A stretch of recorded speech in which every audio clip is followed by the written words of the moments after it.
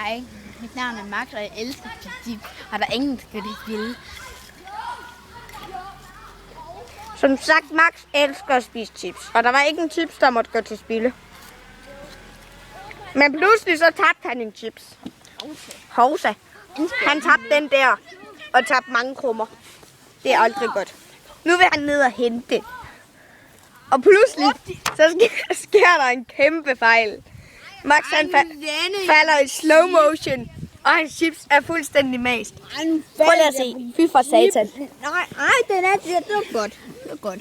Den er helt mast. Og der er den her. Ja, og det var så Max, som ikke vil have nogen chips, der går til spille.